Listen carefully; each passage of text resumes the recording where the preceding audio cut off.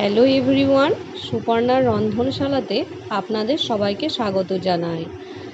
আজ রাখি পূর্ণিমার ছুটি স্কুল, ওই কারণেই ভাবলাম একটা নতুন রেসিপি করা যাক। তো অনেক দিন হলো আমি আমার রান্নার চ্যানেলে কোনো রেসিপি আপনাদেরকে দেখাতে পারিনি, অনেক দিন পরে আবার শুরু করলাম। তো আজকের রেসিপি হচ্ছে একটু ইউনিক রেসিপি, যেটা হচ্ছে চিকেন কারি, একটু অন্য রকম। ডেলিকার যে পদ্ধতি সেটার থেকে একটু অন্য ধরনের আপনারা দেখবেন। তো এখানে আমি গোটা জিরে নিয়ে নিয়েছি 1 চামচ, আর 10টা শুকনো লঙ্কা আমি আধ ঘন্টা আগে ভিজিয়ে রেখেছিলাম যেন বাটতে আমার সুবিধা হয়। তো শিলে বাটা মশলায় চিকেন কারি খেতে খুবই সুস্বাদু হয়। তো আমি এই কারণেই, এবং গোটা জিরে ইউজ করলে চিকেন কারিটা আরও অন্যরকম সুস্বাদু হয়। তো যেহেতু জিরে হজমের ক্ষেত্রে খুবই ভালো, তাই জন্য জিরে খেলে চিকেনটাও খুব তাড়াতাড়ি আপনাদের হজমের ক্ষেত্রে খুবই ভালো হবে। এখানে আমি শুকনো লঙ্কা এবার বেটে নেব। শুকনো লঙ্কাগুলো ভিজিয়ে রেখেছিলাম, এই কারণেই একটু নরম হয়ে গেছে এবং বাটতেও খুব সুবিধা হচ্ছে। এরপরে আমি এই চিকেন কারিটাতে চিকেনগুলোকে আমি ভেজে রান্না করেছি। এইভাবে আপনারা নিশ্চয়ই অনেকেই করেননি বা অনেকে করেছেন। তো যারা করেননি তারা অবশ্যই করে দেখবেন। তো এই চিকেনগুলোকে আমি ভালো করে ধুয়ে নিয়েছি। 1 কিলো চিকেন আছে। সামান্য তেল এখানে অ্যাড করে নিয়েছি। খুব কম পরিমাণে তেল অ্যাড করতে হবে, কারণ চিকেন থেকে তেল বেরিয়ে আসবে। চিকেনের তেলেই চিকেনটাকে অনেকটা ফ্রাই করা হয়ে যাবে। তো আমি সমস্ত চিকেন অ্যাড করে নিয়েছি। তো এইভাবে 2 মিনিট ধরে তেলের মধ্যে চিকেনটাকে ভালোভাবে নাড়াচাড়া করে নিচ্ছি। তারপরে আমি এখানে 1 টেবিল চামচ লবণ এবং হাফ চামচ হলুদ গুঁড়ো ইউজ করে নেব। তারপরে এই হলুদ এবং লবণ ভালোভাবে মিশিয়ে নিয়ে 10 মিনিট ধরে আমি এটাকে হাই টু মিডিয়াম ফ্লেমে রেখে গোল্ডেন ব্রাউন করে চিকেনগুলোকে ভেজে নেব। তো ভাজার পরে দেখবেন এখানে অনেকটা তেল বেরিয়ে গেছে। সেই তেল সমেতই আমি একটা বাটিতে চিকেনগুলোকে ঢেলে নিয়েছি। আপনারা প্রথমেই আলাদা করে নিতে পারেন তেলটাকে, আমি পরে আলাদা করে নিয়েছি, একটা বাটিতে এই তেলটাকে ঢেলে নিয়েছি। এই দেখুন। এরপরে ভাজা চিকেন, এখানে হচ্ছে রসুন বাটা, রসুনটা লাল হয়েছে, আর এখানে শুকনো লঙ্কা, জিরে বাটা এবং গরম মশলা বাটা, পেঁয়াজ কুচি।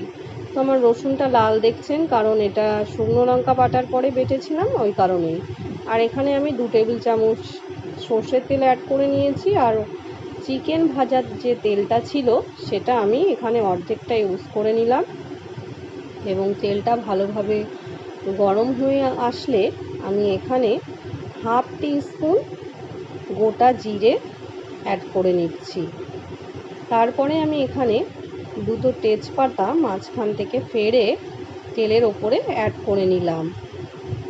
ভালোভাবে যখন এই তেজপাতা এবং গোটা জিরে থেকে ফ্লেভারটা বেরিয়ে আসবে, তারপরে আমি এখানে কুচিয়ে রাখা যে আমার বড় সাইজের 3টে পেঁয়াজ কুচিয়ে রেখেছিলাম সেগুলো প্রথমে অ্যাড করে নেব। তো একটু গ্যাসের ফ্লেমটাকে এখানে আমি মিডিয়াম রাখছি, কারণ তেলটা পুড়ে যেতে পারে, এই কারণে। এরপরে আমি পেঁয়াজ কুচিগুলো অ্যাড করে নিচ্ছি। পেঁয়াজ কুচিগুলোকে তেলের মধ্যে ভালোভাবে নাড়াচাড়া করে নেব। এইভাবে মিডিয়াম ফ্লেমে রেখে পেঁয়াজগুলোকে গোল্ডেন ব্রাউন করে ভেজে নিতে হবে। 2 মিনিট ধরে এইভাবে ভেজে নিচ্ছি। ভেজে নেওয়ার পরে সমস্ত যে মশলাগুলো আমি বেটে রেখেছি সেগুলো অ্যাড করে দেব। আদা বাটা 1 চামচ, রসুন বাটা 1 চামচ, তারপরে দিয়ে দেব শুকনো লঙ্কা বাটা এবং জিরে বাটা। যেটা এই মশলাগুলো পুরোটাই আমি শিলে বেটেছি। শিলে বাটা মশলা দিয়ে চিকেন কারি করলে খেতে খুবই সুস্বাদু হয়। আপনারা করে দেখতে পারেন। তো এইভাবে সমস্ত মশলাগুলো পেঁয়াজের সাথে ভালোভাবে কষিয়ে নিচ্ছি। তো এখানে প্রথমে আমি তেল খুবই সামান্য পরিমাণে অ্যাড করেছিলাম। এখন এরপরে যে চিকেন থেকে যে তেলটা বেরিয়েছে সেটা আমি বাকিটা ব্যবহার করে নেব পরে। এখন আমি 1 টেবিল চামচ লবণ আর হলুদ অ্যাড করে নিচ্ছি।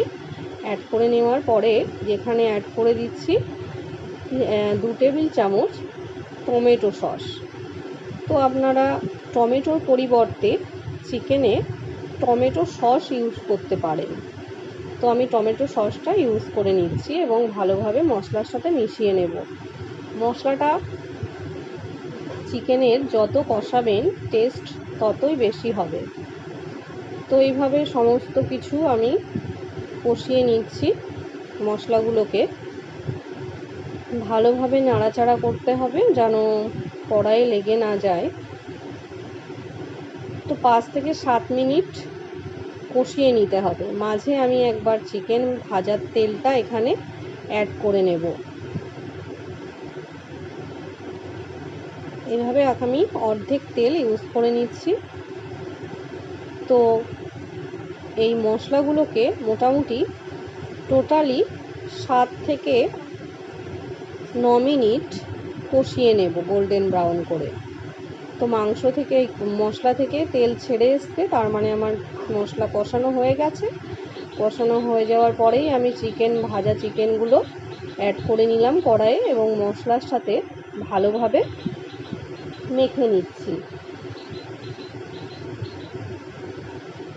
সমস্ত মশলাগুলো যেন চিকেনের মধ্যে ভালোভাবে মিশে যায়, ভালো করে নেড়ে নিতে হবে।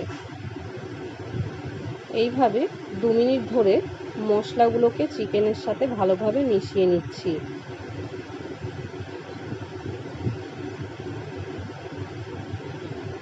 তো এইভাবে চিকেনটাকে 5 থেকে 7 মিনিট কষিয়ে নেওয়ার পরে আমি এখানে যে আলু ভেজে রেখেছি সেই ভাজা আলুগুলো অ্যাড করে নেব, যেন আলুগুলো খুব সহজেই গলে যায়। সেই কারণে আমি চিকেন কষানোর মধ্যেই আলুগুলোকে অ্যাড করে নেব।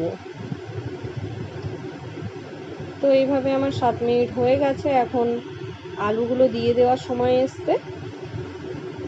এর পরক্ষণেই আমি আলুগুলো অ্যাড করে নেব। অ্যাড করে নিচ্ছি ভাজা আলু আগে ভেজে তুলে রেখেছি, সেগুলোই অ্যাড করে দিলাম। আপনাদের সাথে এটা দেখানো হয়নি, আমি আগে ভেজে রেখেছিলাম। আলু দেওয়ার পরে আরও 3 থেকে 4 মিনিট কষিয়ে নেব। কষিয়ে নেওয়ার পরে আমি পরিমাণ মতো গরম জল অ্যাড করে দেব। গরম জল দিলে কারির টেস্ট খুব ভালো হয় এই কারণে, এবং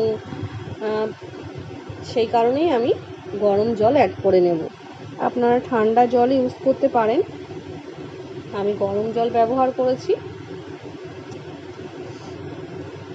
মাংসটাকে ভালোভাবে কষিয়ে নিতে হবে। যত চিকেনটা ভালোভাবে কষাবেন চিকেন কারির টেস্ট খুবই সুন্দর হবে। সপ্তাহে একদিন নিশ্চয়ই সকলের বাড়িতেই চিকেন কারি হয়ে থাকে, সেটা আমাদের বাঁধা ধরা একটা পদ্ধতির মধ্যেই করি। আপনারা এইভাবে একবার করে দেখবেন। আমি যেভাবে চিকেনটাকে ভেজে তারপরে কাঁচা জিরে এবং সমস্ত মশলাগুলোকে শিলে বেটে করছি, এটা খেতে খুবই সুস্বাদু হবে। আপনারা আমার কথা বিশ্বাস করে একবার করে দেখবেন। তারপরে আমি এখানে পরিমাণ মতো জল অ্যাড করে নিয়েছি। আমি যতটা গ্রেভি রাখতে চাইছি সেরকম আমি জল অ্যাড করে দিয়েছি। মিডিয়াম সাইজের 1 বাটি জল ঢেলে দিলাম। এবার জলটা ফুটে উঠেছে।